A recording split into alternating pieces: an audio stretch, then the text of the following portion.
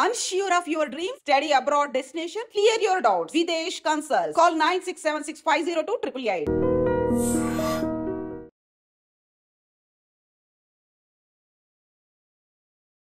Namaste, welcome to iDream Social Spotlight with Kavita.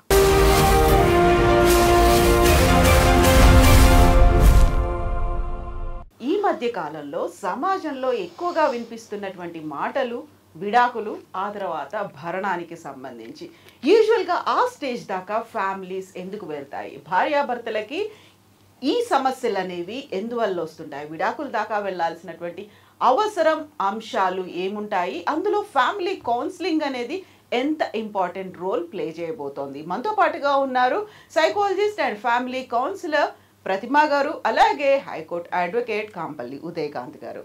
నమస్కారం ఉదయకాంత్ గారు. ప్రతిమా గారు నమస్కారం అండి. యూజువల్గానే మనం విడాకులు అనగానే ఇంట్లో భార్యాభర్త, నాలుగు గోడలు, లేకుంటే ఒక ఫ్యామిలీలో మధ్యలో జరిగే ఇష్యూస్ గురించి చూస్తుంటాం.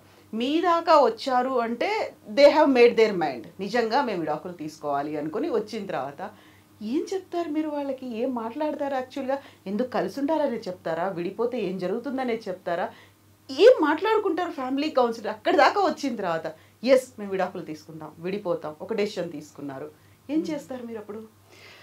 జనరల్గా వచ్చే క్యాండిడేట్స్ ఎలా ఉంటారంటే అమ్మా, వీళ్ళు విడాకుల కోసమే, అంటే ఇంకా మా వల్ల కావట్లేదు అడ్జస్ట్ అవ్వడం, ఇంకా ఈ రిలేషన్షిప్ ఎక్కువ నడవదు అండ్ నాకు ఆయనకి అసలు పడట్లేదు అని అంటారు. సో ఈ వేగ్ స్టేట్స్మెంట్ ఇచ్చినప్పుడు ఏమవుతుందని అంటే, వాళ్ళు యాక్చువల్గా ఈ గొడవలు ఎక్కడి నుంచి మొదలయ్యాయి, అసలు ఎందుకు జరుగుతుంది, ఇలా కంటిన్యూగా ఎందుకు చేసుకుంటున్నాం గొడవలు అన్న కారణాలు వెతుక్కోవడానికి ట్రై చేయరు. ప్రాబ్లం అక్కడ వస్తుంది. యాక్చువల్గా ఎప్పుడైతే కారణాలు మనకు తెలియకుండా ఊరికనే పోట్లాడుతూ ఉంటామో దానికి అంత అనేది ఉండదు, రైట్? సో అది కమ్యూనికేషన్ వైజ్ అవ్వచ్చు, ఏదైనా కమ్యూనికేషన్ ప్రాబ్లమ్, ఇద్దరి మధ్యలో సరిగ్గా మాటలు ఏదైనా నడవలేకపోతే, లైక్ తిని ఏదైనా చెప్పడానికి ట్రై చేస్తున్నా తను అర్థం చేసుకోకపోవటం, అలా ఉన్నప్పుడు ఫ్యామిలీ పరంగా గొడవలైనా అత్తగారు మావగారు, లేకపోతే ఇటువైపు ఫ్యామిలీస్, లేదా ఫైనాన్షియల్ గొడవలు ఉన్న వాళ్ళిద్దరి మధ్యలో, అలాగే యునో పిల్లల కోసం అనేసి ఏదో చిరుబుర్రలు ఆడుకోవటం, ఏదో ఫైటింగ్ చేయటం. ఈ మధ్య కొత్తగా వచ్చింది కదా గ్రే డివోర్స్ అని చెప్పేసి, ఆఫ్టర్ 25 years కూడా విడిపోతున్నారనమాట. ఎలాంటి కారణాల చేత అంటే పిల్లలు అడ్జస్ట్ అవ్వక, లేకపోతే పిల్లల గురించి వీళ్ళు పోట్లాడుతూ. సో ఎంత సిల్లీ రీజన్స్ ఉంటున్నాయి అంటే, అసలు ఆ రీజన్స్కి అసలు నార్మల్గానే మాటలతో వాళ్ళు యాక్చువల్గా అది సాల్వ్ చేయొచ్చు. కానీ ఏ ప్రాబ్లం అయినా ఒక సొల్యూషన్ అనేది ఉంటుంది. సొల్యూషన్ గురించి ఆలోచించకుండా ఉట్టి ప్రాబ్లమ్స్ గురించి ఆలోచిస్తే ఏమొస్తుంది? మనకి ఫ్రస్ట్రేషనే వస్తుంది. సో ఇలా వాళ్ళు చిన్న చిన్న మాటల్ని చెప్తున్నాను కదా, ఒక చిన్న రాయిని కూడా పెద్ద కొండంత చేసి చూపించడం ప్రతిదానికి, అలాగే ఎమోషనల్ డిస్టర్బెన్స్ ఉండడం, లేదా ఇంటిమెసీ లేకపోవడం వాళ్ళ రిలేషన్షిప్ మీద. సో ఇలాంటి ప్రాబ్లమ్స్తో వాళ్ళు ఏంటంటే ఇంకా ఫైనల్ డెసిషన్, మేము ఇద్దరితో కలిసి ఉండడానికి అసలు సమస్య అంటూ లేదు, మాకేదో రకంగా చెప్పేసి మాకు విడాకులు ఇచ్చేసేయండి. కానీ యాక్చువల్లీ అక్కడ ఏంటంటే ఫ్యామిలీ ప్రెషర్ కానివ్వండి, వాళ్ళ ఇష్టాలతో కూడా సమ్మది ఎక్స్పెక్టేషన్ ఓవర్ పెట్టుకొని ఒక రిలేషన్షిప్లో నువ్వు ఎంటర్ అయినప్పుడు, సో ఆ రిలేషన్షిప్ ఎక్కడో సాటిస్ఫాక్షన్ ఇవ్వట్లేదు నీకు. సో ఫస్ట్ ఎక్స్పెక్టేషన్ వేరే, నువ్వు చూస్తున్నది వేరే, అనుభవిస్తున్నది వేరే, ఎక్స్పీరియన్స్ అవుతున్నది వేరే, అన్నీ డిఫరెంటే. సో కాబట్టి అది చాలా కష్టంగా ఉంది డైజెస్ట్ చేసుకోవడానికి కూడా. సో అలాంటి టైంలో వాళ్ళు జనరల్గా కౌన్సిలింగ్కి వస్తారనమాట. చాలా మటుకు వచ్చినప్పుడు అసలు వాళ్ళ ప్రాబ్లమ్స్ తెలుసుకొని వాళ్ళతో మాట్లాడి, ఈవెన్ ఇండివిజువల్గా వాళ్ళకి సైకలాజికల్ ప్రాబ్లమ్స్ ఉండుంటాయి. అంటే వాళ్ళ పేరెంట్స్ కూడా ఏదో పోట్లాడుకునో, లేకపోతే ఏదో ఫ్యామిలీ ఫైట్స్ ఉండడం వలన ఆ క్యారెక్టరిస్టిక్స్ అన్నది ఆడపిల్లల్లో కానివ్వండి, మగపిల్లల్లో కానివ్వండి అది వచ్చే ఛాన్సెస్ ఉన్నాయి అన్నమాట. సో ఇలా వాళ్ళు చేస్తున్నప్పుడు అంటే సెల్ఫ్ అవేర్నెస్ అని అంటారు కదా, అది గమనించకపోవటం, అది ఈ చిన్న మాటలు కూడా నేను విడిపోవాల్సిన అవసరం ఉందా అని ఒక్కసారి కూడా ఒక థాట్ ఇవ్వకపోవటం. ఇప్పుడు అమ్మ నాన్న మీద కోపం వస్తే అమ్మ నాన్నని మార్చేస్తామండి? కుదరదు కదా. సో వీళ్ళు అంతే కదా, వచ్చి మిమ్మల్ని నమ్మి కట్టుకొని వచ్చారు, అయితే మీకు నచ్చలేకపోతే మార్చేస్తారా? కుదరదు కదా. సో ఇది ఏంటంటే ఇది లైఫ్ లాంగ్ ఒక ఇద్దరు కలిసి ఒక ఏంటంటే ఒక బాంధవ్యంలో ఉన్నారు కాబట్టి, సో అది నేను సపరేట్ కాదు అన్న ఒక ఫీలింగ్తో ఉన్నట్టయితే ఆ రిలేషన్షిప్ కంప్లీట్గా డిఫరెంట్గా ఉంటుంది. నాది నీది, నీది నాది, ఎందుకు ఆ పోట్లాట, రైట్? మీ అమ్మ వాళ్ళు, మా అమ్మ వాళ్ళు, అలా అలా కుదరదు కదా. ఎవరైనా మన అనే ఫీలింగ్ వచ్చినప్పుడు కంపల్సరీగా రిలేషన్షిప్ అన్నది మారుతుంది. సో వాళ్ళని కౌన్సిలింగ్ చేసేటప్పుడు కూడా వాళ్ళ ఎమోషనల్ కాన్ఫ్లిక్ట్స్ ఏదైతే ఉందో, లేకపోతే రిలేషన్షిప్లో ఏదైనా క్రిటిసిజమ్స్ ఉన్నప్పుడు ఒకళ్ళనొకళ్ళు ద్వేషించుకోవడం, లేకపోతే చిన్న చిన్న వాటికి కూడా కొట్టుకుంటూ ఉండడం, లేకపోతే తిన ఫీలింగ్స్ ఈయన అర్థం చేసుకోకపోవడం, ఎమోషనల్ టాంట్రమ్స్ అనేవి ఉంటాయి వాళ్ళకి. అలాగే ఫ్యామిలీ పరంగా ప్రెషర్స్ ఓన్లీ ఆడవాళ్ళకు వస్తున్నాయి, లేకపోతే మగవాళ్ళకు వస్తున్నాయి, అలాంటి టాంట్రమ్స్ ఉన్నప్పుడు సో ప్రతిదీ వాళ్ళ దగ్గర నుంచి ఒక కేస్ ఫైల్ కింద తీసుకుంటామన్నమాట. సో అలాంటిది ఉన్నప్పుడు అడ్జస్ట్మెంట్ ఎక్కడైతే చేయగలమో సో దానికి కౌన్సిలింగ్ ఇస్తే వాళ్ళు అట్లీస్ట్ ఆలోచించే మోడ్లోకి వెళ్తారు. ఓకే, ఇది ఇలా మాట్లాడితే, ఇలా కన్వర్స్ చేస్తే నా మ్యారేజ్ సెటిల్ అవుతుందన్నమాట. సో ఛాన్స్ ఇవ్వడం అనమాట వాళ్ళకి. సో కరెక్ట్గా నువ్వు డివోర్స్లో వెళ్ళిపోయి ఇంకా చాలు అని అంటే చాలామంది ఉన్నారు అలా చేసేవాళ్ళు. కానీ మనం వాళ్ళని కాపాడడానికి కూడా ట్రై చేయాలి ఆ రిలేషన్షిప్ని. సో అక్కడ చాలా పెక్యులర్ రోల్ ప్లే చేస్తారనమాట కౌన్సిలర్స్ కానివ్వండి. సో ఇది కాదు, ఇది మీరు ఆలోచిస్తున్నది మేబీ అతనికి కరెక్ట్ అనిపించకపోవచ్చు, అతని చైల్డ్హుడ్ ట్రామా మీ ముందు రావచ్చు. సో వాట్ ఎవర్, సో అలాంటి డిఫరెన్సెస్ అంతా ఒక ప్లాట్ఫామ్లో తీసుకొచ్చి సో ఇద్దరికి అండర్స్టాండ్ చేయించి దాని తర్వాత వాళ్ళని కలపడానికి ట్రై చేయడం అనమాట. అలాగే ఫ్యామిలీస్తో కూడా మాట్లాడతాము, ఇలా మీరు ఎలా నడుచుకోవచ్చు వాళ్ళిద్దరిని. సో దట్స్ హౌ అక్కడ చాలా హెల్ప్ఫుల్గా ఉంటుంది వాళ్ళకి. సో ఉదయకాంత్ గారు, మేము డైవర్స్ తీసుకోవడానికి డిసైడ్ అయిపోయాము అనుకున్నప్పుడు ప్రతిమ గారి దగ్గరకు వస్తే ఎలాగైనా వాళ్ళని కన్విన్స్ చేసి కలిపే ప్రయత్నం, ఒక ప్రాబ్లం ఉందా దానికి సొల్యూషన్ ఇది కూర్చోబెట్టి మాట్లాడే ప్రయత్నం చేస్తుంటారు. అంతకు మించి ఇంకా ఒక స్ట్రాంగ్ డెసిషన్ తీసుకున్నారు మొండిగా, as we wanted to go ahead with the divorce అని ఒక డెసిషన్ తీసుకున్న తర్వాత మీ దగ్గరకు వచ్చినప్పుడు వచ్చేటువంటి కొన్ని పెక్యులర్ కేసెస్ అనే ఉంటాయి, లేకుంటే వాళ్ళు చెప్తున్నటువంటి ఎగ్జాంపుల్స్ కావచ్చు, వాళ్ళు ఫీల్ అవుతున్నటువంటి ఎక్స్పీరియన్సెస్, ఇవన్నీ చెప్పినప్పుడు ఖచ్చితంగా విడాకులు కావాలి, భరణము కావాలి, లేదు నేను వదిలించుకుంటాను, ఎంతైనా పే చేయడానికి నేను రెడీగా ఉన్నాను. ఇన్ని కేసులు చూసినప్పుడు మీకు ఏమనిపిస్తుంది యాక్చువల్గా? ఫ్యామిలీలు, వైఫ్ అండ్ హస్బెండ్, విడాకులు, భరణాలు, ఏంటి అసలు ఏమవుతుంది మేడం? ఏ అడ్వకేట్ కూడా ఎవరు కూడా హస్బెండ్ అండ్ వైఫ్ విడిపోవాలని మాత్రం ఎవరు అనుకోరు. So this the true fact, very honestly చెప్తున్నాను. దో వీఆర్ అడ్వకేట్స్, కుటుంబం విడిపోతే లేకపోతే వాళ్ళ డైవర్స్ కేసెస్ మనం ఫైల్ చేస్తే మనకు ఫీజెస్ వస్తాయి కదా అని 90% ఆఫ్ 95% అని కూడా అనొచ్చు. అడ్వకేట్స్ ఎప్పుడు కూడా ఫ్యామిలీ ఇష్యూస్లలో ఖచ్చితంగా they don't want the husband and wife should detach, అంటే డైవర్స్ తీసుకొని సపరేట్ కావాలని అనుకోరు. బట్ ఎప్పుడైతే ఒక స్టేజ్ దాటిపోయేసి ఇంకా భార్య భర్తలు విడిపోవాలి అనేసి ఎప్పుడైతే బలంగా నిర్ణయం తీసుకున్న తర్వాతనే వాళ్ళు లాస్ట్ ఆప్షన్ కింద అడ్వకేట్స్ని అప్రోచ్ అవుతారు. ఫస్ట్ ఆఫ్ ఆల్ ఫ్యామిలీస్ వాళ్ళు ఎట్లా కౌన్సిల్ చేస్తారు, వాళ్ళ మదర్ సైడ్, వీళ్ళ మదర్ సైడ్, ఫాదర్ సైడ్స్ అంతా కూడా, ఇన్లా సైడ్ అంతా కూడా కౌన్సిల్ చేస్తారు, ఫ్రెండ్స్తో మాట్లాడుకుంటారు. అన్నీ అయిపోయిన తర్వాత ఇంకా లాస్ట్ ఆప్షన్ కింద అడ్వకేట్స్ దగ్గరికి వస్తారు.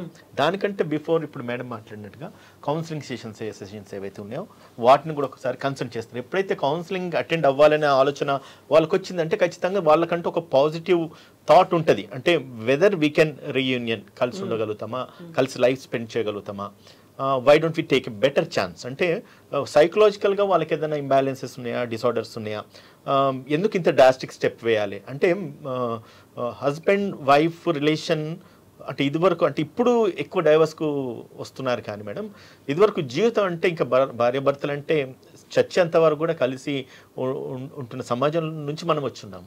So all of a sudden ఈరోజు వెళ్ళేసి భర్తను వదిలేసి రేపు తెల్లారితే ఇంకొక మ్యారేజ్ చేసుకోవాలన్న థాట్ వాళ్ళకు మైండ్లో ఎట్లా వస్తుంది అన్నది కూడా ఈ రోజులలో మనము అంటే we are unable to digest those things. So once ఆ స్టేజ్కు కౌన్సిలింగ్ అన్న స్టేజ్కి వచ్చిన తర్వాత if it all they really want ఈ రీయూనియన్, ఇటువంటి మేడం వల్ల ఒక కౌన్సిలింగ్ ద్వారా వాళ్ళు ఇంపాక్ట్ అయిపోతే ఖచ్చితంగా కలిసి ఉన్న సందర్భాలు కూడా మేము చేసిన కేసెస్లో ఉన్నాయి చాలా మటుకు. సో అది కూడా కాదని చెప్పేసి నిజంగానే మేము డైవర్స్ తీసుకుంటామని చెప్పి కోర్టును ఆశ్రయించాలన్నప్పుడు కూడా ఇంకోటి చెప్తున్నా, కోర్ట్స్ కూడా మళ్ళీ మనకు అవకాశం ఇస్తుంది. కోర్ట్స్ కూడా మనకు ఒక కౌన్సిలింగ్ సెషన్స్ పెడుతుంది. ఫస్ట్ మీరు 498 వేసినా కూడా, డౌరీ ప్రొవిజన్ యాక్ట్లోకి కేసు ఫైల్ చేసినా కూడా వాళ్ళు కంప్లైంట్ తీసుకున్న తర్వాత వాళ్ళు పోలీస్ వాళ్ళు ఫస్ట్ వీళ్ళను భరోసా సెంటర్స్కి పంపించేసి కౌన్సిలింగ్ ఇప్పించేసి దాని తర్వాత నిజంగానే వీళ్ళు కలిసి ఉండరు అనుకుంటే నిజంగా నా కేసులో ఒక సివియారిటీ ఉంది ట్రూత్ ఉన్నప్పుడు ఎఫ్ఐఆర్ చేసేసి 492 ఎఫ్ఐఆర్ చేసి పంపిస్తుంటారు. వన్స్ డైవర్స్ కంటే ముందు వీళ్ళు వేసే కేసే 492.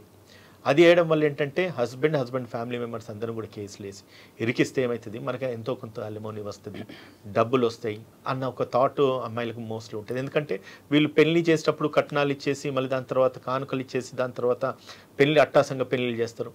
అవంతా రికవర్ కావాలని అమ్మాయి అనుకుంటారు. వన్ సైడ్ ఎప్పుడే కానీ మేడం ఒకటే వన్ సైడ్ ఆలోచించుతారు ఏంటంటే అబ్బాయే తప్పని అనుకుంటారు.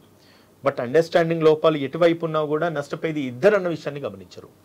వన్ సైడ్ ఒకసారి అబ్బాయి ఎంతైతే నష్టపోతాడో అమ్మాయి అంతే నష్టపోతాడు, అమ్మాయి ఎంత నష్టపోతారో అబ్బాయి కూడా అంతే నష్టపోతారు.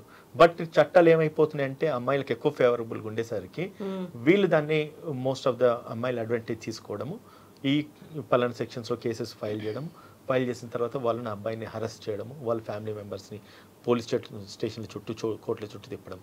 కేసు పడినంతసేపు ఏమో అబ్బాయి అమ్మాయిని డామినేట్ చేస్తాడు. వన్స్ కేసు పడిన తర్వాత ఎంతైతే తన అమ్మాయిని డామినేట్ చేసినాడో జ్యుడిషియరీలో ఆ అబ్బాయిని అంత అమ్మాయి డామినేట్ చేయడం మొదలవుతూ ఉంటుంది. సో ఇటువంటి సిచ్యువేషన్స్ వచ్చిన తర్వాత లాస్ట్కి ఏమవుతుందంటే ఒక డిస్సాటిస్ఫాక్షన్ అయితే వాళ్ళ మైండ్స్లో మిగిలిపోతుంది. ఏమని కోర్టుకు ఒక 5 సంవత్సరాలు 6 సంవత్సరాలు తిరగాలి, డైవర్స్ చేసిన వెంటనే రాదు. ఒకళ్ళు మ్యూచువల్ కన్సర్న్ అంటే ఇప్పుడు వెంటనే ఇస్తూ ఉన్నారు, ఇదివరకు అది కూడా లేకుండా 1 year ఆగాల్సి ఉండే, ఇప్పుడు వెంటనే ఇస్తూ ఉన్నారు. కానీ మ్యూచువల్ కన్సర్న్ డైవర్స్ ఎవరు తీసుకోరు. ఎందుకంటే అమ్మాయికి ఇదివరకు చెప్పినట్టుగా డబ్బులు ఏదైతే పెట్టుబడి పెట్టున్నారో అవి రికవర్ చేసుకోవాలంటే కేసెస్ వేయాలి, కేసెస్ నెగ్గాలి, కేసెస్ గెలవాలి.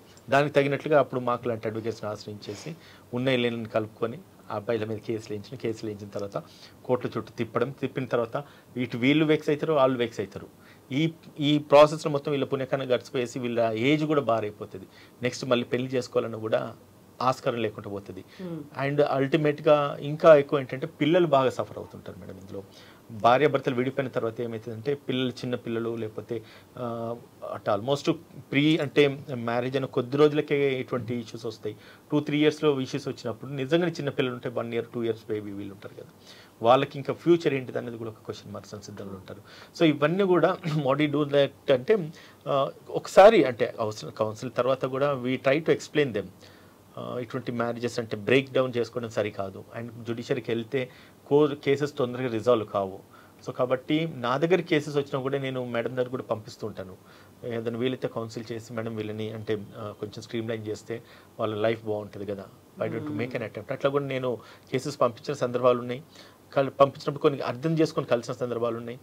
ఈవెన్ అంటే నేను నా దగ్గరకు వచ్చిన వాళ్ళని కూడా నేను కౌన్సిల్ చేసి పంపించిన వాళ్ళు ఈరోజు పిల్లలతో పాటు సంతోషంగా ఉండి ఇప్పటికి కూడా వాళ్ళు నాకు మెసేజ్ పెడతా ఉంటుంటారు. సో అటువంటి హ్యాపీనెస్ వేర్. అంటే కేసు చేస్తే డబ్బులు వస్తాయి అన్నది that's nothing in front of this satisfaction. ఈ హ్యాపీనెస్ ఈ సాటిస్ఫాక్షన్ ముందు అసలు ఆ డబ్బును మనం ఈ సాటిస్ఫాక్షన్ ఎట్లా వెలకట్లే మేడం. అయితే ఇప్పుడు మీరు ఒక మాట చెప్పారు, విడాకుల వరకు అక్కడ అబ్బాయి హెరాస్మెంటో అబ్బాయి డామినేషన్ ఉంటుంది, విడాకులు వేసిన తర్వాత అమ్మాయి డామినేషను హెరాస్మెంటో లేకుంటే ప్రెషరో ఇలాంటివన్నీ పెరుగుతాయి అనుకున్నప్పుడు వెరీ రీసెంట్గా అంటే ఈ మధ్య కాలంలో ఎక్కువగా కనిపిస్తోంది షీ టీమ్స్లా ఉన్నట్టే మాకు హీ టీమ్స్ కావాలి అనేది. ఆ తర్వాత ఉమెన్ కమిషన్ ఉన్నట్టే మెన్స్ కమిషన్ ఉండాలి. ఈ ఉద్యమం ఎక్కడి దాకా వెళ్ళిందంటే ఢిల్లీలో జంతర్ మంతర్ దాకా వెళ్ళి అక్కడ నినదించేదాకా వచ్చింది. ఆల్మోస్ట్ సుప్రీంకోర్టు కూడా చెప్పింది మిస్యూజ్ అవుతున్నాయి, డౌరీ హెరాస్మెంట్ కావచ్చు లేకుంటే మిగతావన్నీ కూడా మిస్యూజ్ అవుతున్నాయి అనుకున్నప్పుడు ఆ టైంలో విడాకులు ఇస్తేనే బెటర్, లైక్ ఫ్యామిలీ కౌన్సిలింగ్ దాకా పంపించాల్సిన అవసరం లేదు అనే ఒక డెసిషన్కి వచ్చేస్తారా మీరు? నేనైతే ముమ్మాటికి ఒప్పుకోను మేడం. అంటే మీరు ఇదివరకు సరే చెప్పినట్టుగా షీ టీమ్స్ని కూడా మనం రెఫర్ చేయాలి, అంటే డిబేట్ చేయాల్సిన అవసరం ఉంది. షీ టీమ్స్ ఎందుకు పనిచేస్తుందంటే షీ టీమ్స్కి సంబంధించిన ఆడవాళ్ళకి సంబంధించిన చట్టం ఉంటుంది. ఈ టీమ్స్ రాకపోవడానికి కారణం ఏంటంటే మగవాళ్ళకి సంబంధించిన చట్టం లేదు. చట్టం లేనప్పుడు ఒక టీం దాన్ని కాన్స్టిట్యూట్ చేయడానికి మనకు లీగల్ ప్రొవిజన్స్ లేవు. సో కాబట్టి నేను లాస్ట్ టైం కూడా ఒక ఇంటర్వ్యూ ఏదో మాట్లాడుతున్నప్పుడు ఎవరో బిగ్ బాస్ ఫేమ్ భాష అని శేఖర్ భాషతో పాటు నేను అనుకోకుండా ఇంటర్వ్యూ జరిగింది నాకు. ఆయన్ని దాన్ని బాగా ఇనిషియేట్ తీసుకుని ఢిల్లీలో 19th నాడు ఏదో ప్రోగ్రామ్ ఉందని చెప్పి అని అనడం జరిగింది. సో ఆయన ఆబ్జెక్ట్ కూడా అదే, హీ టీమ్స్ మేము పెట్టాలి, హీ టీమ్స్ రావాలి, మెన్స్ కమిషన్ ఉండాలి. ఎట్లయితే విమెన్ కమిషన్ ఉందో, ఎట్లయితే విమెన్ ప్రొటెక్షన్ ఉందో. బట్ నేను అక్కడ కూడా చెప్పిన, ఇప్పుడు కూడా మళ్ళీ చెప్తున్నాను, where there is no law there is no commission at all. చట్టమే లేనప్పుడు నీకు ప్రొటెక్షన్కి ఏ కమిషన్ ఏర్పడుతుంది? సరికొత్తగా భారతీయ న్యాయ సంహిత వచ్చింది. అవును. అందులో మగవాళ్ళు ఉన్నారు, వాళ్ళకి ఇలా కష్టాలు ఉన్నాయి, వాళ్ళని రక్షించుకోవాల్సిన అవసరం ఉంది అనేటువంటిది ఎందుకు రాలేదు అందులో మరి? మేడం ఇప్పుడు ఒకటే, ఇప్పుడు కమిషన్స్ కాన్స్టిట్యూట్ చేయాల్సింది ప్రభుత్వాలు, అండ్ ఒకవేళ టీమ్స్ అన్నది కనుక వస్తే అది కూడా స్టేట్ గవర్నమెంట్ మీదనే ఉంటుంది ఆ రెస్పాన్సిబిలిటీ. సో నేషనల్ ఎప్పుడైతే సెంట్రల్ గవర్నమెంట్ డెసిషన్ తీసుకొని చట్టాలలో మార్పులు తీసుకురావాలి అంటే, ఇదివరకు ఎప్పుడైతే బ్రిటిష్ కాలంలో ఉన్న చట్టాలు ఐపీసీ కానీ సిఆర్పిసి కానీ ఎవిడెన్స్ యాక్ట్ ఏవైతున్నాయో దాన్ని బిఎన్ఎస్ఎస్ లేకపోతే బిఎస్ఏ ఇట్లా ఎవిడెన్స్ యాక్ట్స్ ఇవన్నీ కూడా మార్చుకుంటూ రావడం జరిగింది. దాంట్లో లీగల్ ప్రొవిజన్స్ ఉన్నాయి. బట్ దాన్ని అంటే విమెన్ ఎక్కడైతే చట్టాన్ని మిస్యూజ్ చేస్తున్నప్పుడు మెన్కి కూడా కావాల్సిన ప్రొటెక్షన్స్, మెన్కి కూడా కావాల్సిన రైట్స్ కాన్స్టిట్యూట్ చేయాల్సిన అవసరం ఇప్పుడు ఈ సమాజంలో ఖచ్చితంగా ఉంది. ఎందుకంటే where there is a law supporting favouring to then women, there is scope of wide scope of misuse. అది జరుగుతుంది, ఇప్పటి నుంచి కాదు, ఏళ్ల తరబడి నుంచి జరుగుతూ ఉంది. అట్లీస్ట్ ఇప్పుడన్నా కొన్నిసార్లు మనకు కోర్ట్స్ ఒక రిలీఫ్ ఇస్తూ ఉన్నారు. అంటే వెంటనే అరెస్ట్ చేయకపోవడం ఒకటి, హస్బెండ్ని, ఫ్యామిలీ మెంబర్స్ని అసలు ఇంక్లూడ్ చేయకపోవడం ఇంకోటి, అండ్ ఒకవేళ కోర్టులో ట్రయల్స్ చేస్తున్నప్పుడు కూడా ఫ్యామిలీ మెంబర్స్ని ఎగ్జామ్ చేయడం, వాళ్ళ యొక్క అపిరెన్స్ని కూడా డిస్పెన్స్ చేస్తూ ఉన్నాయి హైకోర్ట్స్ ఒకళ్ళు మనం ఆశ్రయించినా కూడా. అంటే ఎప్పుడైతే అంటే కోడలు అత్తమామ మీద కేసు, భర్త మీద కలిపి కేసు వేసినప్పుడు అత్తమామ ప్రజెన్స్ అవసరం లేదని హైకోర్ట్స్ ఇప్పుడు వాళ్ళకు ప్రజెన్స్ డిస్పెన్స్ చేస్తూ ఫేవరబుల్గా ఆర్డర్స్ ఇస్తూ ఉన్నాయి. ఎందుకంటే ఇట్లా మిస్యూజ్ చేస్తున్నారన్న విషయాన్ని కోర్ట్స్ కూడా గమనిస్తూ ఉన్నాయి కదా. అటువంటి సందర్భాలలో ఖచ్చితంగా వాళ్ళకంటూ ఒక వెసులుబాటు ఇవ్వాలి అనే ఒక ఉద్దేశంతో చట్టంలో ఉన్న ప్రొవిజనే, బట్ కోర్ట్స్ కొంత స్ట్రింజెంట్గా ఉంటున్నాయి. అంటే లా మిస్యూజ్ కావద్దని అటువంటి చోట్ల వెసులుబాటు అయితే కలిగజేస్తూ ఉన్నాయి. కొంచెం రిలీఫ్, కొంచెం కాదు 90% రిలీఫ్ అది చెప్పాలంటే. అంటే ఫస్ట్ ఆఫ్ ఆల్ ఇవి ప్రూవ్ కావు మేడం. అంటే డొమెస్టిక్ వైలెన్స్ అంటే 4 గోడల మధ్యలో ఒక అమ్మాయి మీద జరుగుతున్న అఘాయిత్యాలు, రైట్. సో దాన్ని ఎవిడెన్స్ ఏముంటాయి? భర్త భార్యను కొట్టినాడు, ఎవరు చూస్తారు? ప్రూవ్ కాదు. ఆమె స్టేట్మెంట్ ఒక్కదాన్ని కన్సిడర్ చేయాలి. అత్త వేధించింది, మామ వేధించింది అన్నాడు. దానికి ఏం ఆధారాలు ఉంటాయి? ఆధారాలు ఉన్నాయి. కానీ చట్టం ఉంది కదా అని చెప్పి ఆరోపణలు అంటే చేసుకుంటూ ఆధారాలు లేని ఆరోపణలు చేయడం వల్ల ఎవిడెన్స్ ప్రూవ్ కాకపోతే ఏమవుతుంది అల్టిమేట్గా? చెప్పండి. కోర్టుకు పోయిన తర్వాత కేసులు పడతాయి. వెనక్కి తిరిగి చూస్తే ఏం జరిగింది? 4 సంవత్సరాలు వాళ్ళవి గడిచిపోయినాయి. దాని తర్వాత కేసు అక్విటల్ అవుతుంది, కన్విక్షన్ రాదు భర్తకి. ఒకవేళ నిజంగా రాదంటే మళ్ళీ వీళ్ళు ఏం చేయాలి? అప్పీల్ చేయాలి. మన చట్టంలో ఉన్న ఒక గుడ్ ప్రొవిజన్, బ్యాడ్ ప్రొవిజన్ చెప్పాం. కానీ ఒక కోర్టు ఒక తీర్పు ఇచ్చిందంటే దానికి అప్పీల్ ప్రొవిజన్స్ పెట్టినారు. మున్సిపల్ కోర్టు పోతే జిల్లా కోర్టు పోతే హైకోర్టు పోతే supreme court, international court of justice. ఇన్ని ప్రొవిజన్స్ ఉన్న తర్వాత నిజంగా న్యాయం ఎప్పుడు జరిగింది, ఎక్కడ జరిగింది? So it's all going on process. Time అంటే ఏం పెయిన్ ఒకసారి అంటే once they get a pain, time will cure the pain అంటారు కదా. వీళ్ళకి ఇప్పుడు ఈ పెయిన్ కాదు, అసలు ఆ 4 సంవత్సరాల తర్వాత అనుభవిస్తే చూడండి, అది అసలైన పెయిన్. ఈ పెయిన్ ముందు ఆ పెయిన్. నేను ఒక ఎగ్జాంపుల్, ఒక కామెడీగా అంటే సరదాగా చెప్తాను మేడం. ఒక క్లయింట్ నా దగ్గరకు వచ్చినాడు. నా భార్య నా మీద కేసు వేసింది సార్, నేను 498 చాలా రోజుల క్రితం, ఇప్పుడు కాదు, 498 కేసు వేసింది, నేను కాంప్రమైజ్ కమ్మంటుంది, నేను ఎట్టి పరిస్థితులు కానన్నాడు. కాకపోతే అరే బాబు జైలుకి వెళ్తావు, పోయేసి కాలు ఎలా పట్టుకొని కాంప్రమైజ్ అయిపోతే నేను ముమ్మాటికి కాను సార్ అన్నాడు. తర్వాత లాస్ట్కి ఏమైంది? జైలుకి పంపించేసినారు. జైలుకి పంపించిన తర్వాత ఏమైంది? వాడు జైలుకి వేసి తెల్లారి వచ్చింది, అదరికి వారం రోజుల తర్వాత వచ్చింది, రిమైండ్ చేసినారు. ఒక క్వశ్చన్ అడిగిన, నీకు ఈ లైఫ్ బాగుందా అటు ఆ లైఫ్ బాగుందా? 2 దరిద్రంగా ఉన్నాయి సార్ అన్నాడు. భార్యతో నీకు బాగుండేనా, జైల్లో బాగుందా? ఏది నువ్వు బేరీ చేసుకుంటే ఏది అంటే 2 డేంజర్. అంటే జైల్ లైఫ్, వైఫ్తో ఉన్న లైఫ్ కంపేర్ చేసుకుంటే వైఫ్తో ఉన్న లైఫ్ డేంజర్ అంటున్నాడు. వైఫ్తో ఉన్న లైఫ్ జైల్ లైఫ్ కంపేర్ చేసి అసలు జైల్ లైఫ్ డేంజర్ అంటున్నాడు. అంటే ఇంత వస్తున్నది చూడండి. అంటే వేరియేషన్ అంటే వైఫ్ యొక్క హరాస్మెంట్ అంటామా, లేదంటే కనుక నిజంగా జైలు జీవితం అంటామా, మిస్యూజ్ ఆఫ్ లా అంటామా?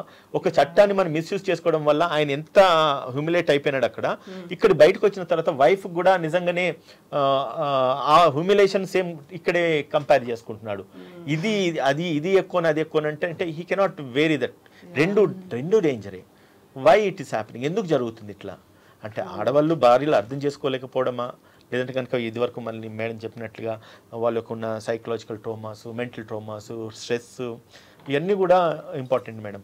Anyway though we are an advocates, definitely we will always observe the minds of an a client. ఆయన దగ్గర ఉన్న డబ్బులు ఉన్నాయా లేదా అన్నది పక్కన పెడితే తన మైండ్ సెట్ ఎట్లా ఉంది, అన్నది మాత్రం ముమ్మాటికి నేనైతే గమనిస్తాను మేడం. తను నిజంగానే వింటాడు, చెప్తే వింటాడంటే ఖచ్చితంగా నేను ఛాన్స్ తీసుకొని చెప్పి వాళ్ళకి మళ్ళీ రీయూనియన్ అయ్యేటట్టుగా అయితే ప్రయత్నం చేస్తాను. లేదు కాదు అసలే వినట్లేదంటే ఇదివరకు చెప్పిన కదా ఎగ్జాంపుల్, 2 చూసిరారా బాబు అని చెప్పి పంపిస్తాను. ఈవెన్ ఆ పనిష్మెంట్ ఇతనికే కాదు, ఆ అమ్మాయి కూడా అదే పనిష్మెంట్. మేడం ఒకటి కంప్లైంట్ ఇచ్చిన వాళ్ళు కోర్టుకు పోకపోయినా పర్లేదు, సారీ అక్యూజ్ కోర్టుకు పోకపోయినా పర్లేదని కంప్లైంట్ ఇచ్చిన వాళ్ళు ఖచ్చితంగా పోవాలి. కంప్లైంట్ ఇచ్చిన వాళ్ళు వెళ్ళాలి. ఎందుకంటే వాడు వస్తాడు, వీడు అబ్సెంట్ పిటిషన్ వేసుకుంటాడు, వీడు తప్పించుకుంటాడు, ఆ రోజు అబ్సెంట్ అయిపోతాడు. బట్ ఈమె వాడు వస్తాడో రాడో, వచ్చిన తర్వాత ఏం జరుగుతుంది? నా దగ్గరకు వస్తారు మేడం, అంటే వైఫ్స్ మ్యాక్సిమం కేసెస్ ఉంటాయి కదా, హస్బెండ్ ఏమో రాడు, వాళ్ళ ఫ్యామిలీ మెంబర్స్ మీద వేస్తే వాళ్ళు రారు, ఈమె మాత్రం ఖచ్చితంగా రెగ్యులర్ కోర్టుకి వెళ్ళి చూస్తుంది, ఎప్పుడు వస్తాడా, వస్తే సెటిల్మెంట్ అయిపోతుంది కదా, కేసు క్లోజ్ చేసుకోవచ్చు కదా. లిటరల్లీ అటువంటి కేసెస్ ఉన్నాయి. తీరా వాడు రాడు, వాడు ఏదో పెటిషన్ వేసుకుంటాడు, ఆ రోజు క్లోజ్. మళ్ళీ వాయిదా ఎన్ని రోజులకు వస్తుంది మేడం? 3 నెలలు 4 నెలలు. ఇట్లా చేయడం వల్ల ఎంత లైఫ్ ఎంత వేస్ట్ అవుతుంది, ఎంత జీవితం వాళ్ళది వేస్ట్ అవుతుంది. నెక్స్ట్ ఇంకోటి మేడం, ఇక్కడ డైవర్స్ అయిపోయింది అనుకోండి, మళ్ళీ అమ్మాయి 27, 28, 29 ఈ ఏజ్లోనే ఉంటారు. నెక్స్ట్ వాళ్ళ లైఫ్ ఏంటి? ఇంకొక హస్బెండ్ మళ్ళీ పెళ్లి చేసుకోవాలి. చేసుకునే వాళ్ళు ఆలోచిస్తారు, అంటే తన పాస్ట్ లైఫ్లో ఒక వ్యక్తిని తను ఆల్రెడీ బ్రేకప్ అయింది, ఆ ఫ్యామిలీని అడ్జస్ట్ కాలేదు, ఆ హస్బెండ్ దగ్గర అడ్జస్ట్ కానప్పుడు నా దగ్గర ఏం హస్బెండ్ అడ్జస్ట్ అవుతారని ఒక థాట్ హస్బెండ్కి వస్తుంది. Same with vice versa, wife కూడా అంతే థాట్ ఉంటుంది. నిజంగానే మళ్ళీ ఇంకొక హస్బెండ్తో అడ్జస్ట్ కాగలుగుతారా లేరా?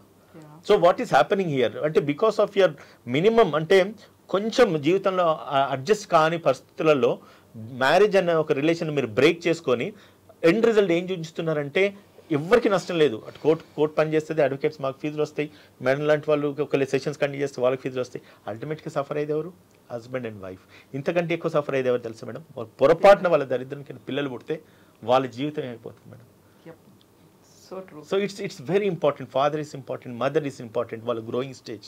ఇవి అర్థం చేసుకోలేక క్షణికావేశాలకు లోన్ అయిపోయేసి జీవితాలను వీళ్ళు కొలాప్స్ చేసుకుంటున్నారు. ఇక్కడ క్షణికావేశం జీవితాలు కొలాప్స్ చేసుకోవడం అన్నప్పుడు సరే వాళ్ళు ఒక డెసిషన్కి వచ్చారు, విడాకులు తీసుకుందామని, అక్కడ సమస్య ఏదో ఉంది, దానికి పరిష్కారాలు లేకుండా కూర్చోబెట్టి కౌన్సిలింగ్ ఇస్తారు, జైలుకి వెళ్ళి వచ్చినా విడాకులు కాకపోయినా ఇవన్నీ అన్న తర్వాత ఇక్కడ కనిపిస్తున్నటువంటి ఇంకొక అంశం, వాళ్ళు సైకలాజికల్గా ఉన్నారా, ఫైనాన్షియల్గా ఉన్నారా, లేకుంటే హెల్త్ పరమైనటువంటి ఇష్యూసా, ఇంకోటా, ఇవన్నీ పక్కన పెడితే బాగా కనిపిస్తున్నవి ఏంటంటే ఎక్స్ట్రా మ్యారిటల్ అఫైర్స్. దాంతో విడాకుల కోసం వెళ్తున్న వాళ్ళ సంఖ్య, ఒకవేళ ఆ పరిస్థితుల్లో అయినా మీరు కన్విన్స్ చేసేసి వాళ్ళని కూర్చోబెట్టి ఫ్యామిలీ, పిల్లలు, ఇవన్నీ రెస్పాన్సిబిలిటీస్ అన్నప్పటికీ కూడా అలా కంటిన్యూ చేసుకుందాం అనుకుంటున్నప్పుడు ఎక్స్ట్రీమ్ స్టెప్స్ అనేవి ఈ మధ్యకాలంలో విపరీతంగా కనిపిస్తున్నాయి. ఎక్స్ట్రా మ్యారిటల్ అఫైర్స్తో పిల్లల్ని చంపేసి, తల్లిని చంపేసి, లేకపోతే వైఫే హస్బెండ్ని చంపేయడం, పిల్లల్ని ఇలాంటి ఎక్స్ట్రీమ్ స్టెప్స్కి వెళ్తున్నారు కదా. ఆ టైంలో వినిపించేది ఏంటి అంటే, అలా చంపేసుకునే బదులు విడాకులు తీసుకోవచ్చు కదా, ఇలాంటి మాట వినిపిస్తుంది కదా. ఇలాంటి టిపికల్ కేసులు ఉన్నప్పుడు మీరు ఎలా హ్యాండిల్ చేస్తారు, ఏం చెప్తారు మీరు? జనరల్గా అయితే అది టిపికల్ కేసులని మేము హ్యాండిల్ చేయమమ్మా. To be frank, they have psychological conditions. అంటే అది మనకు కనిపించకపోవచ్చు. చంపడానికి ఓ మనిషి ఎందుకు వెళ్తాడు? అది కూడా సొంత పిల్లల్ని, మొగుడిని, కట్టుకునే మొగుడిని. అంత పైశాచికత్వం ఎందుకు ఉంటుంది జనాలకి? ఇదేమన్నా నార్మల్ బిహేవియర్ అయితే కాదు కదా. So there is a behavioural issue. అంటే చైల్డ్హుడ్ నుంచి గమనిస్తే బ్యాక్ ఎండ్లో వాళ్ళకి ఏదో అలాంటి జరుగుంటాయి. ఇప్పుడు మీరు టెడ్ టాక్స్లో చూడండి, లేకపోతే నిజంగా క్రిమినల్ కేసెస్ చూడండి. టెడ్ బండి అని మనం అంతా వినుంటాం జనరల్గా. సో వాళ్ళ క్రిమినల్ మైండ్ సెట్ ఎలా ఉంటుందంటే వాళ్ళ చైల్డ్హుడ్ అనేది ప్రాపర్గా ఉండదు. ఎక్కడో చాలా అబ్యూజివ్ రిలేషన్షిప్లో ఉండుంటాడు, నాన్న విపరీతంగా తాగి కొట్టడమో, లేకపోతే అమ్మని చంపడమో, లేక ఇలాంటివి ఎన్వైర్న్మెంట్లో పెరిగిన వాళ్ళకి జనరల్గా అలాంటి థాట్స్ రావడం చాలా కామన్. సో ఎప్పుడు అంతే, పెళ్ళైన బిఫోర్ ఇటు 7 తరాలని అటు 7 తరాలని చూసి గమనించి తర్వాత పెళ్లి చేసుకోండి అనేసి అంటాం. కానీ ఇప్పుడు లవ్ మ్యారేజెస్ పెరిగిపోయాయి, ఒకరికొకరు అర్థాలు తగ్గిపోయాయి. ఒక లిటిల్ షార్ట్ పీరియడ్ ఆఫ్ టైంతో రిలేషన్షిప్ ఇలా ఫామ్ చేసుకుంటున్నారు. అంటే 3 months కూడా పట్టదు, పెళ్ళైపోతుంది. అంటే అర్థం చేసుకునేందుకు కూడా టైం ఉండట్లేదు వాళ్ళకి. సో అప్పుడు ఏమవుతుందని అంటే, రిలేషన్షిప్లో ఎప్పుడైతే బాండింగ్ కానీ ట్రస్ట్ కానీ ఏర్పడిన రిలేషన్షిప్ నిజంగా మానసిక పరంగా వాళ్ళు నిజంగా ఏదైనా పడుంటే చిన్నప్పుడు, సో డెఫినెట్గా అది కొడుతుంది, ఎక్కడో అక్కడ అది కనిపిస్తుంది. సో మనం గమనించాల్సింది అది.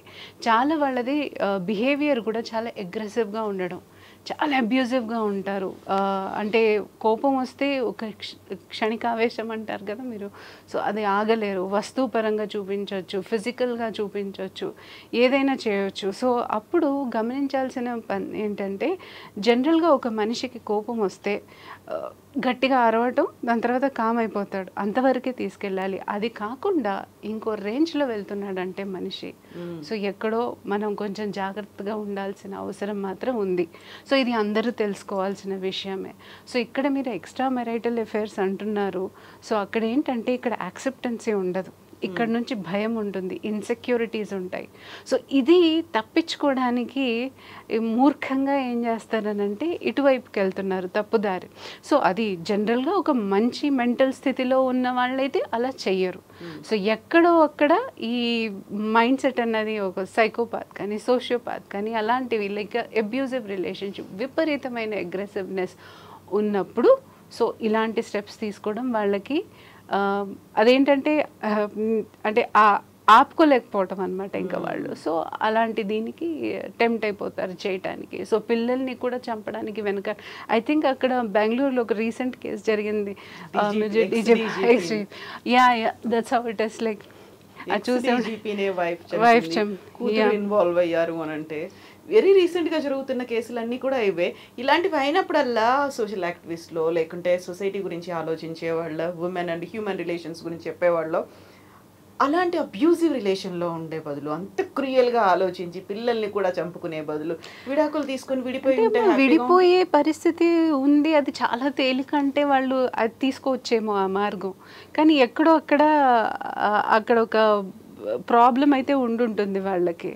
సో అందుకే ఇంకో మార్గం తెలియక ఫ్రస్ట్రేషన్ ఎక్కువైపోయి స్ట్రెస్ లెవెల్స్ బాగా పెరిగిపోయి అగ్రెసివ్నెస్ కంట్రోల్ అవ్వక మనిషికి సో అలాంటి ఆలోచన వచ్చి ఉంటుంది మోస్ట్ ప్రాబబ్లీ. అంటే తల్లి కూతుళ్ళు ఇద్దరూ ఇన్వాల్వ్ అయ్యారని అంటే అంత పెద్ద స్టెప్ తీసుకోవడానికి మీరు ఆలోచించండి. వాళ్ళు నిజంగా మానసికంగా ఏదైనా ఇబ్బందులో ఉన్నారా, లేక అలాంటి ఆవేదనలు వాళ్ళు నిజంగా గురి అయ్యారా, ఇతని దగ్గర నుంచి ఎలాంటి ప్రెషర్స్, అదే డీజీపీ అన్నారు మీరు అసలు, సో పోలీస్ కాబట్టి సో ఎలాంటి ప్రెషర్స్ వాళ్ళకు ఉన్నాయో, ఎలాంటి సిచ్యువేషన్లో వాళ్ళు మర్డర్ చేశారు అన్నది. సో అది యాక్చువల్గా వాళ్ళని ఐ మీన్ ఇంటర్వ్యూస్ అయితే జరుగుతాయి వాళ్ళకి అసలు ఏం ప్రాబ్లం ఉంటుందో అని చెప్పి. సో దాంట్లో డెఫినెట్గా ఈధర్ వాళ్ళ మెంటల్ ఇల్నెస్ ఉండుంటుంది, లేకపోతే మెంటల్ ప్రెషర్స్ కూడా ఉండొచ్చు.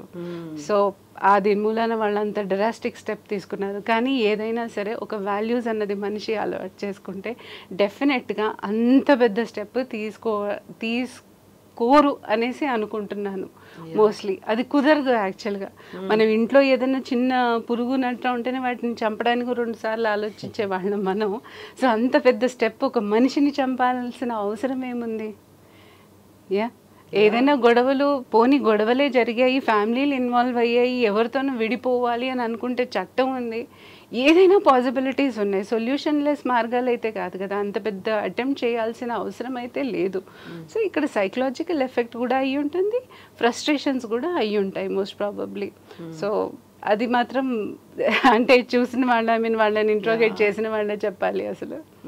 సో ఉదయకాంత్ గారు, ఇప్పుడు అక్కడ లైఫ్ థ్రెటనింగ్ ఉంది, లేదు ఎక్స్ట్రా మ్యారిటల్ అఫైర్ ఉంది, అది ఇంకా తట్టుకోలేకపోతున్నాము, ఎట్ ఎనీ కాస్ట్ విడాకులు తీసుకోవాలి, ఇవన్నీ కండిషన్స్ ఉన్నప్పుడు మీరు ఏ స్టేజ్లో మీరు కన్విన్స్ అవుతారు ఎస్ ఇక్కడ దీనికి తప్ప ఇంకేది పరిష్కారం కాదు, ఇదైతేనే బెటర్ అనేది మీకు కూడా అనిపించాలి యాజ్ ఎ లాయర్? ఏం చేస్తారు అప్పుడు? మాకంటే ఇంకో స్టెప్ హెడ్ ఉంటుంది, జడ్జెస్ ఉంటారు, నిర్ణయం తీసుకోవాల్సిన వాళ్ళు కాకుండా మీరు వాదిస్తారు కదా. మేము వాదించేది సరే, ఒకసారి అమ్మాయి సైడ్ నుంచి అమ్మాయి వస్తే అమ్మాయి సైడ్ నుంచి వాదిస్తాం, అబ్బాయి వస్తే అబ్బాయి సైడ్ నుంచి వాదిస్తాం. కానీ జడ్జి గారు ఒకరే ఉంటారు, ఇద్దరిది విని తీర్పు తీరుస్తారు. వారు ఇద్దరిది వినేటప్పుడు మేము ఏవైతే వినిపిస్తామో దాన్ని విన్న తర్వాత వాళ్ళ యొక్క సెల్ఫ్ అప్లికేషన్ ఆఫ్ మైండ్ అంటే ఒకటి ఉంటుంది. వాళ్ళ discretionary application of mind is judicial mind, application of judicial mind అంటాము. అంటే నిజంగానే అక్కడ నేరం జరిగిందా లేదా, ఒకటి 490కి వస్తే డొమెస్టిక్ వైలెన్స్ జరిగిందా లేదా, డివిసికి వస్తే నిజంగానే డైవర్స్కి వెళ్తే డైవర్స్ నెసెసిటీ ఉందా లేదా, డైవర్స్ పిటిషన్స్ ఫ్యామిలీ కోర్ట్స్ మనం వేసినప్పుడు, డైవర్స్ పిటిషన్ వేసినప్పుడు ఇద్దరు కలిసి వేస్తే ఈజీగా వస్తుంది. కానీ వన్ సైడ్ ఎవరైనా హస్బెండ్ వేసేసి వైఫ్ నుంచి కావాలి, వైఫ్ వేసి హస్బెండ్ నుంచి డైవర్స్ కావాలన్నప్పుడు ఖచ్చితంగా అప్పుడు కోర్టు ఖచ్చితంగా తన మైండ్ తను అప్లై చేస్తారు. వీళ్ళని నిజంగానే విడిదీయడం ఎంత మట్టుకు సబబు. అటువంటప్పుడు ఒకటే మేడం, జడ్జెస్ అయినా లాయర్స్ అయినా ఎవరైనా మనుషులే, వాళ్ళలో కూడా హ్యుమానిటీ ఉంటుంది, వాళ్ళకు కూడా కుటుంబాలు ఉంటాయి, వాళ్ళకు కూడా భార్యలు భర్తలు అందరూ ఉంటారు. వాళ్ళు judicial mind legal mind apply చేసే దానికంటే కూడా మోరల్ అండ్ ఎథికల్ మైండ్స్ కూడా వాళ్ళు అప్లై చేస్తారు. అప్పుడు కొన్నిసార్లు వీళ్ళకి విసుగు రావడానికనే కనీసము అంటే డేట్లు ప్రొలాంగ్ చేయడము, వాయిదాలు ఇవ్వడము, లేదంటే కనుక 1-10 సార్లు తిప్పియడము, అట్లా కూడా కొన్నిసార్లు జరుగుతూ ఉంటాయి. మనం అంటే టెక్నికల్ అండ్ లీగల్ గ్రౌండ్స్ అనుకుంటాము. కాకపోతే వాళ్ళ అబ్జర్వేషన్స్లో నిజంగానే వీళ్ళు కలిసే అవకాశాలు ఉన్నాయి. వాళ్ళు ఎప్పుడైతే డైవర్స్ పిటిషన్ ఫైల్ చేసి పంపిస్తారో ఒక్కసారి చదవగానే అర్థమైపోతుంది నిజంగా ఈ కేసులో ఆ సీరియస్నెస్ ఉందా లేదా, వాళ్ళకి అసలు వీళ్ళకి డైవర్స్ అవసరం లేదా, వర్త్ఫుల్గా కాదా, డైవర్స్ ఇవ్వడం అవసరం కాదా అన్నప్పుడు వాళ్ళు ఎప్పుడైతే చదివినప్పుడు ఆటోమేటిక్గా వాళ్ళ మైండ్ వాళ్ళు అప్లై చేస్తారు కదా. అండ్ జడ్జి ఇప్పుడు మీరు ఇదివరకు అనే డిస్క్రిషనరీ పవర్, సో అప్పుడు వాళ్ళ పవర్ డిస్క్రిషనరీ పవర్ ఏందని అప్పుడు చూపిస్తారు డేట్ ఇచ్చే దాంట్లో, ఎప్పుడైనా డేట్లు వచ్చి వాళ్ళ వర్క్ ప్రెషర్ని బట్టి. అటువంటి సిచ్యువేషన్లో ఏమవుతుందంటే మేడం ఈ కోర్టులు తిరిగి అలసిపోయేసి 2-3 సంవత్సరాల తర్వాత కూడా మళ్ళీ రీయూనియన్ అయిన ఫ్యామిలీస్ కూడా ఉన్నారు. ఇంతెందుకు నాకు తెలిసిన నాకు క్లోజ్ ఫ్రెండ్ ఒక అడ్వకేట్ ఉన్నారు, 7 years or 8 years తర్వాత భార్యాభర్తలు విడిపోయినారు, ఒక బాబు. 7 years తర్వాత అడ్వకేట్స్ చెప్తున్నాను, ఎవరు కాదు. ఆఫ్టర్ 7 సంవత్సరాల తర్వాత కలిసిపోయి ఈరోజు హ్యాపీగా ఉన్నారు. Can you imagine? అంటే చట్టంలో ఒకటి ఉంది, ఒక మనిషి 7 సంవత్సరాల దాకా కనబడకపోతే ఈ should be declared as dead, చనిపోయిండు అనేసి డిక్లేర్ చేసుకోవాలి. 2 సంవత్సరాల లోపు వరకు భార్యాభర్తలు కలిసి ఉండకపోతే ఇట్స్ గ్రౌండ్ ఫర్ డైవర్స్. ఆ ప్రావిజన్ కూడా ఉన్నది. 7 సంవత్సరాలు కలవకుండా మాట్లాడుకోకుండా ఉండి తర్వాత కలిసిన సందర్భాలు కూడా ఉన్నాయి. సో కాబట్టి జ్యుడిషియల్ మైండ్ ఎక్కడ పనిచేస్తుంది అంటే వాళ్ళకి నిజంగా డైవర్స్ రిక్వైర్మెంట్ ఉన్నప్పుడు వాళ్ళకి ఇచ్చేస్తారు, కాదు అనుకున్నప్పుడు ఖచ్చితంగా కోర్టుల చుట్టూ తిప్పడమా, లేదంటే కనుక ఫ్యామిలీ కౌన్సిలింగ్స్ ఏర్పాటు చేయడమా, లేదంటే ఫైన్ టైం జడ్జెస్ కూడా కౌన్సిల్ చేసే స్కోప్ కూడా తీసుకుంటారు, ప్రాసెస్లో ఉంటుంది. ఎందుకంటే పిల్లలు ఉంటారు, they are very innocent victims. వాళ్ళు పిల్లలకి వాళ్ళ లైఫ్ ఎఫెక్ట్ అవుతుంది. భార్యకి ఎట్లా ఉంటుందంటే మేడం భర్త సంపాదించి తప్ప బ్రతకలేని పరిస్థితులు ఉంటాయి. అటువంటి పరిస్థితులలో భర్త హరాస్మెంట్ చేస్తూ ఉంటాడు, తట్టుకోలేక నొప్పులు బాధలు తట్టుకోలేక ఒక ఫైన్ స్టేజ్లో విడిపోవాలన్న సిచ్యువేషన్లో వాళ్ళు డైవర్స్ చేసుకుందాం అనుకుంటారు. సరే డైవర్స్ ఇస్తే ఈమె లైఫ్ ఏమవుతుంది, నెక్స్ట్ ఏంటి, నెక్స్ట్ ఎవరు చూసుకోవాలి? అటువంటిప్పుడు why don't we convince this హస్బెండ్ని కన్విన్స్ చేసేసి భర్తలను కలిపే ప్రయత్నం ఎందుకు చేయొద్దు అనేది కూడా కోర్ట్స్ ఆలోచిస్తూ ఉంటాయి, జడ్జెస్ ఆలోచిస్తూ ఉంటారు. ఈవెన్ మాకు లాంటి లాయర్స్ కూడా ఎంత ఫీజు వచ్చినా కూడా మేడం సరే అవతల సైడ్ అడ్వకేట్ అయినా ఇతల సైడ్ ఎవరైనా కూడా we will also think in a way that whether there is any chance that they may reunion, కలిసి ఉంటారా. కేసు పోతుంది కావచ్చు, వస్తుంది కావచ్చు, but it doesn't mean that ఒక ఫ్యామిలీ డిటాచ్డ్. మిగతా అన్ని కేసులలో అయితే టార్గెట్ ఓరియంటెడ్గా అడ్వకేట్స్ పనిచేస్తారేమో, నా వ్యక్తిగతంగా కూడా నేను చెప్తున్నా, అంటే అందరూ అట్లా అని కాదు, టార్గెట్ ఓరియంటెడ్గా పనిచేస్తారు, కేసు గెలవాలనుకుంటారు. కానీ ఇటువంటి సిచ్యువేషన్స్లో మాత్రము గెలిచిన ఓడిపోయినా కూడా కుటుంబాలు బాగుండాలి అని అనుకునే అడ్వకేట్స్ చాలా మంది ఉంటారు. కాకపోతే విడాకుల లాయర్ అనేటువంటి ఒక కాన్సెప్ట్ కూడా ఉంది కదా, ఆ లాయర్ విడాకులు ఇప్పిస్తాడు ఆయన దగ్గరికి వెళ్తే ఖచ్చితంగా ఆ కాయిన్ చేసిన టర్మ్ కూడా విడాకుల లాయర్ ఉంది కదా, కాన్సెప్ట్ కూడా ఉంది. అంతే మేడం, ఒకటి విడాకుల కేసులు ఎక్కువ చేసే వాళ్ళని విడాకుల లాయర్ అంటారు, సివిల్ కేసులు ఎక్కువ చేస్తే సివిల్, క్రిమినల్ కేసులు ఎక్కువ చేస్తే క్రిమినల్ లాయర్, రెడ్ పిటిషన్స్ వేసేవాళ్ళు హైకోర్టు కేసెస్ చేస్తుంటే హైకోర్టు లాయర్స్ అంటారు. ఓకే, విడాకుల ఏంటంటే ఖచ్చితంగా ముమ్మాటికి ఈ లాయర్ దగ్గరికి వెళ్తే విడాకులు వస్తాయి, కానీ ఎథిక్స్ మోరల్స్ ఏమైపోతున్నాయి చూడండి. అటువంటి విడాకుల లాయర్ దగ్గరికి తన కూతురుదో లేకపోతే తన కొడుకుదో ఒక సంబంధం వెళ్తే కేసు కనుక వెళ్తే ఆ విడాకుల లాయర్ దూలు అప్పుడు ఎమోషన్స్ బయటపడతాయి. హైట్స్ ఆఫ్ షేమ్లెస్నెస్ ఏంటంటే ఇప్పుడు పిల్లల బాధ్యతని యాక్సెప్ట్ చేసుకోవడానికి ఇటు తల్లిదండ్రులు, ఇటు తల్లి ఒప్పుకోవట్లా, తండ్రి ఒప్పుకోవట్లా. ఐ మీన్ టు సే వాళ్ళు ఎప్పుడు మధ్యలో ఉండిపోతున్నారు పాపం. అంటే తీసుకెళ్ళిపోండి నాకేం లేదు అని తల్లి, నేను చూసుకోను అని తండ్రి. ఇలాంటి ఎన్ని కేసులు వచ్చాయో అసలు. I mean to say recently sir దగ్గరే చూశాను ఇలాంటి కేసు. సో అంటే పిల్లల్ని ఏంటంటే మేము బాధ్యత తీసుకోము, ఇన్ని రోజులు మేము తీసుకున్నాం కాబట్టి నెక్స్ట్ తండ్రి బాధ్యత తండ్రి తీసుకునివ్వండి. సో అలా చెప్పడం అసలు ఎలా అనిపిస్తుంది ఒక తల్లికి ఇలా అనడానికి, ఎలా అనిపిస్తుంది ఆ తండ్రిని వదిలేయడానికి. తండ్రి వదిలేస్తున్నాడు, ఎలా వదిలేస్తున్నాడు, తల్లి వదిలేస్తుంది, ఎలా పిల్లలు ఏమైపోతారు. విని వాళ్ళు మానసికంగా చూడండి ఎలా అంటే మేము ఎవ్వరికి అక్కర్లేదా అన్న పిల్లల ముందే అవుతూ ఉంటాయి కదా. ఎగ్జాక్ట్లీ అంటే వాళ్ళు ఇద్దరు కావాలని ఉంటుంది. ఇప్పుడు తల్లిదండ్రులు కొంతమంది మనం అడుగుతాం నీకు అమ్మ ఇష్టమా నాన్న ఇష్టమా అంటే పిల్లలు జవాబు చూడండి నాకు ఇద్దరు ఇష్టం అని అంటారు. అలా అడగడం అసలు యాక్చువల్లీ షేమ్ఫుల్నెస్, మనం అడగకూడదు అసలు ఆ క్వశ్చన్. కానీ చాలా మంది ఊరికనే సరదాగా అడుగుతాం అని అంటారు. కానీ పిల్లలకు చూడండి ఆ భేదభావాలు ఉండదు. అయ్యో నాకు అమ్మ ఇష్టము నాన్న ఇష్టము అన్నట్టు ఇద్దరు కావాలి అని. కానీ ఎక్కడ జరుగుతుంది? అందుకే విడాకులు కోరుకోవాలని అనుకుంటే పెళ్ళైన తర్వాత అసలు పిల్లలు కావాలా వద్దా అని ఫస్ట్ ఆలోచించి దాని తర్వాత prepared గా ఉన్నారా లేదా? ప్రిపేర్డ్గా ఉన్నారా లేదా, అసలు తల్లిదండ్రులు అవుదామని ప్రిపేర్డ్గా ఉన్నారా లేదా అన్నది ఫస్ట్ వాళ్ళు తెలుసుకొని, ఒకవేళ అవుతే మన బంధం ఇలాగే నడిచిపోవాలి, ఎందుకనంటే మనకు పిల్లలు ఉన్నారు, సో వాళ్ళకి మనం ప్రొటెక్షన్ ఇవ్వాలి అన్న ఆలోచన ప్రతి పేరెంట్కి రావాలి. So Udaykanth garu, leaving the no stone unturned అంటే ప్రతి ఒక్కదాన్ని రాయి వేసి చూస్తూ ఉంటారు. సో ఎప్పటికైనా నిలబెట్టాలి, ఇలాగే కలిసి ఉండాలి, పిల్లలు అలా విడిపోయి ఉండొద్దు, అక్కడ కొన్ని రోజులు ఇక్కడ కొన్ని రోజులు ఇన్ని అనుకున్న అప్పటికి కూడా స్ట్రాంగ్గా ఉన్నారు, ఇద్దరు స్ట్రాంగ్గా ఉన్నారు, విడాకులు తీసుకున్నారు.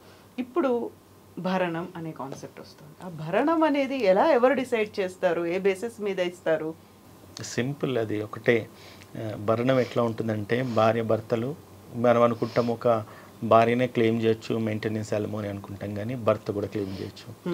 If wife is earning more than husband, ఖచ్చితంగా హస్బెండ్కి ఎంప్లాయ్మెంట్ లేదు అండ్ వైఫ్ కావాలని హస్బెండ్ వదిలేస్తూ ఉంది అన్నప్పుడు ఖచ్చితంగా ఈ హస్బెండ్ ఆమె నుంచి మెయింటెనెన్స్ అడగవచ్చు. ఒకటి. రెండోది, పెళ్లి చేసుకున్న తర్వాత భార్య భర్తలు మనం ఇద్దరం ఒకటే కదా, నువ్వు కుదర నేను కష్టపడి నేను చదివిస్తాను, నీకు మంచి పొజిషన్ వచ్చేటికి ప్రయత్నం చేస్తాను అని చెప్పి ఈ భర్త ఏం చేస్తాడు, ఆమెను బాగా చదివిస్తాడు, మంచి పొజిషన్ తీసుకెళ్తాడు. ఆమె ఏదో గెస్టెడ్ ఆఫీసర్, గవర్నమెంట్ ఆఫీసర్, లేకపోతే పెద్ద కార్పొరేట్ కంపెనీకి ఇంజనీర్ అవుతుంది. అయిపోయిన తర్వాత ఆమె గతాన్ని మర్చిపోతుంది. ఈ ఎగ్జాంపుల్ చూసాం కదా మనం. సుప్రీంకోర్టు జడ్జిమెంట్ ఉంది ఈ కేసును. ఇప్పుడు మనము కోర్టు చేసుకుంటే జెర్స్ జడ్జిమెంట్, సుప్రీంకోర్టు జడ్జిమెంట్ ఇచ్చింది. నీకు భర్త సంపాదించి కష్టపడేసి అన్నీ చేసి తన ఆస్తులు అమ్ముకున్నాడు, ఆస్తులు అమ్మేసి అమ్మాయిని చదివించినాడు, భార్యని చదివించిన తర్వాత తను ఎంప్లాయ్మెంట్ లేదు, ఒక ఫైన్ టైం ఆయన హెల్త్ అయిండు, ఆరోగ్యం బాగా లేకుండా పోయింది, తన డబ్బు తనకేమీ లేదు, ఉన్న డబ్బు అంతా ఆస్తులంతా అమ్మేసి లేకపోతే ఉన్న డబ్బును కాస్త కూడబెట్టుకుని భార్యని చదివించింది. తనకు పొజిషన్కి వెళ్ళిన తర్వాత భర్త చులకన అయిపోయిన, భర్త వద్దని చెప్పేసి she filed a petition in a court. ఇమీడియట్గా court has sanction him alimony maintenance. Supreme court judgement ఉంది, నేను చెప్పట్లేదు. See one thing, అంటే it's law is not that is that simple. Law is always equal. అంటే చట్టం ముందు అందరు సమానమే, అన్ని సమానమే. కాకపోతే అప్లికేషన్ ఆఫ్ జ్యుడిషియల్ మైండ్ ఇదివరకు చెప్పినాను కదా, అంత సింపుల్గా తీసేసి నువ్వు వచ్చింది కదా పొజిషన్ వచ్చింది కదా నేను వెళ్ళిపోయేసి నా లైఫ్ నేను లీడ్ చేయాలనుకుంటే కుదరదమ్మా, మాకు చట్టాలు ఉన్నాయి, చట్టం అందరికి అనుకూలంగా ఉన్నాయి, మీ థాట్ మేము తీస్తాం అని చెప్పేసి ఒకసారి కోర్టు మొట్టికాయలు వేసింది అనుకోండి, వాళ్ళు దూరం తిరుగుతుంది. ఆ వైఫ్ తను సంపాదిస్తూ భర్తకు మెయింటెనెన్స్ ఇస్తూ ఉంది ఈరోజు. It's a case, recorded case, reported case in supreme court. So కాబట్టి భరణం అన్నది కేవలం భార్య భర్త నుంచి క్లెయిమ్ చేయడం కాదు, భర్త కూడా భార్య నుంచి క్లెయిమ్ చేయొచ్చు, సర్కమ్స్టాన్సెస్ బట్టి ఉంటుంది. అండ్ ఇంకొకటి మేడం, మీరు అడగలేదు అయినా కూడా చెప్పాల్సిన బాధ్యత ఉంది. చైల్డ్ కస్టడీ అనేది కూడా చాలా ఇంపార్టెంట్, చైల్డ్ ప్రొటెక్షన్ కూడా చాలా ఇంపార్టెంట్. ఒక చిన్న ఎగ్జాంపుల్ చెప్తాను మేడం. అంటే నాకు వచ్చిన కేసే, వైఫ్ సంపాదన ఏమో ఎక్కువ, హస్బెండ్ సంపాదన తక్కువ. వైజాగ్ వెళ్ళాల్సి ఉంది. వాళ్ళిద్దరు కూడా ఏంటి తెలుసా, నైట్ ఫ్లైట్కి వెళ్ళిపోదాం అంటే డే ఫ్లైట్కి వెళ్ళిపోదాం అని చెప్పి వైఫ్ అంటది, నైట్ ట్రైన్కి వెళ్దామని హస్బెండ్ అంటాడు. ట్రైన్కి వెళ్ళడం వల్ల 1000 రూపాయల టికెట్లు వెళ్ళిపోతారు, ఫ్లైట్కి వెళ్తే తెల్లారితే 5000 రూపాయలు, ఇద్దరం వెళ్ళాలంటే 10,000 రూపాయలు. ఇది 2000లో అయ్యేది, అది 10,000 అవుతుంది. అక్కడ గొడవలు మొదలవుతాయి. తనంటాడు ఏంటంటే, మేము పెరిగిన వాతావరణం అది, మా అట్మాస్ఫియర్ అది, మా కల్చర్ ఇది, ఒక నైట్కి మేము ఇంట్లో ఉండి అంత సంపాదించట్లేదు,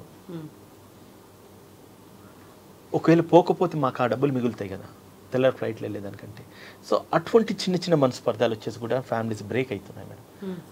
వాళ్ళకి ఒక పాప ఉంది, అమెరికాలో ఇక్కడ పెరుగుతూ ఉంది, 10 years ఆమెతో గడిపింది. ఈ వైఫ్ ఈరోజు అంటది ఏంటంటే, నా కూతురు ఆయన కప్పి చెప్తే 10 సంవత్సరాలు నేను పెంచి పోషించినాను, ఇంకో 10 సంవత్సరాలు తను పోషించమని చెప్పండి. ఆ భర్తకు ఫస్ట్ ఆఫ్ ఆల్ ఈ పాప మీద లవ్ అండ్ అఫెక్షనే లేదు అసలు చెప్పాలంటే. 10 సంవత్సరాలు అసలు కనిపించలేదు పాప, పుట్టగానే తీసుకొని వెళ్ళిపోయింది. అంటే పిల్లల్ని కూడా ఈ రకంగా డివైడ్ చేసేసి వాటి పంచుకునే రోజుల్లో ఈరోజు మనం ఎందుకు తలదించుకోవాలా, లేకపోతే ఇంకేం చేయాలో అర్థం కావట్లేదు. సో ఇటువంటి సిచ్యువేషన్స్ కూడా పిల్లలు అల్టిమేట్గా సఫరర్స్ పిల్లలు అవుతున్నారు. సో కాబట్టి మెయింటెనెన్స్, అలిమోనీ అనే అన్నిటికంటే కూడా ఫస్ట్ అండ్ ఫార్మోస్ట్ మన ఎథిక్స్, మన మోరల్స్ చాలా ఇంపార్టెంట్. అవి డివేట్ అయినప్పుడు ఖచ్చితంగా పిల్లలు ఎఫెక్ట్ అవుతున్నారు. తల్లిదండ్రి జీవితం ఎట్లా ఉంటుందో, తల్లిదండ్రి is the first heroes and of the every child, right madam? And వీళ్ళ ఇన్ఫ్లుయెన్స్ వాళ్ళ మీద ఖచ్చితంగా పడుతుంది. వీళ్ళు రేపు బ్రేకప్ అయితే రేపు నిజంగానే ఆ ఫ్యామిలీ వాల్యూస్, పేరెంటల్ వాల్యూస్ ఆమెకు తెలియనప్పుడు ఆమె జీవితం ఎట్లా ఉంటుంది, ఆమె ఎట్లా పెరుగుతుంది, ఇవన్నీ కూడా ఆలోచించాలి కదా. సో వీ థింక్ అబౌట్, అంటే ఎవరు సెల్ఫిష్ మోటివ్స్ వాళ్ళకే. నేను వెళ్ళిపోయి అమెరికాలో బ్రతుకుతున్నాను, వాడు ఇండియాలో ఉంటున్నాను, వాడు ఎంత నా ముందని భర్త అనుకున్నా, భార్య అనుకున్నా, లేదంటే కనుక అదెంత నా ముందని భర్త అనుకున్నా కూడా, బట్ అల్టిమేట్గా సఫర్ అయ్యేది నెక్స్ట్ వాళ్ళ జనరేషన్, వాళ్ళ పిల్లలు. సో పిల్లల్ని దృష్టిలో పెట్టుకొని కూడా మీరు ఆలోచించాలి. Though I'm an advocate, I'm not saying that కేసులు రావాలనేది కాదు మా ఉద్దేశం. ఫ్యామిలీస్ బాగుండాలి, కుటుంబాలు బాగుండాలి, more particularly family issues, divorce ఇష్యూస్కి వస్తాయి. So we always prefer that husband and wife should live happily, comfortably. నిజంగా ఇంకా అంత చెడిపోయేసి రాదు, ఇంకా మా వల్ల కావట్లేదు, మేము ఉండమంటే డెఫినెట్గా మేము ఎక్స్ప్లాయిట్ చేయడానికి సిద్ధంగా ఉన్నాం, ఫీజులు తీసుకుంటాం, మిమ్మల్ని విడదీస్తాం, మా కడుపు నొప్పి. ఎక్స్ప్లాయిట్ చేయడానికి చాలా పెద్ద టర్మ్ మన అడ్వకేట్ గారు మాట్లాడింది. ఎక్స్ప్లాయిట్ అనొచ్చు దాన్ని. ఎక్స్ప్లాయిట్ చేస్తున్నాం, డిస్ట్రాయ్ అయిపోతుంది. మళ్ళీ స్ప్లిట్ చేసి మీకు హెల్ప్ చేస్తున్నాం అని చెప్పండి. ఒక తెలుగులో ఒక సామెత ఉంది, చెప్తుంటే విడపోతే చెడిపోతుంటే చూడాల్సి వస్తుంది అంటున్నారు. ఫస్ట్ నిజంగా నేను చెప్తున్నాను, ఒక్కసారి అది జరిగిన తర్వాత కూడా అనుభవిస్తే వెనక్కి తిరిగి చూస్తే భార్య కూడా ఉండదు వీళ్ళ జీవితంలో. Right madam? మళ్ళీ చేసుకుందామంటే ఇంకో భార్య రావాలన్నా కూడా కొత్త స్టోరీ మొదలవుతుంది వాళ్ళకి, అది ఇంకో స్టోరీ అవుతుంది, ఇంకో స్టోరీ. నమ్మకం ఉండదు కదా, ట్రస్ట్ ఉండదు కదా మేడం. ఆల్రెడీ ఒకసారి వైఫ్ ఫ్యామిలీ ఇదైపోయింది, డైవర్స్ అయిపోయిన తర్వాత where this the trust? Tell me. 99% chances లేవు madam. Out of emotional imbalance, psychological weaknesses, క్షణికావేశాలు, క్షణిక సుఖాల గురించి అని చెప్పి లోపడేసి ఈరోజు కుటుంబాలను సపరేట్ చేసుకుంటున్నారు. అవి చేయొద్దని చెప్తాను. ఎస్ అండి, థ్యాంక్ యూ సో మచ్ ప్రతిమా గారు. ఇంత హార్ష్ హిట్టింగ్ రియాలిటీ, ఒక హార్డ్ రియాలిటీ నిజంగా. థ్యాంక్ యూ సో మచ్ అండి. నిజంగా మారాల్సినటువంటి అవసరం అయితే ఉంది. Thank you. అందరూ మారాలి. ఎస్.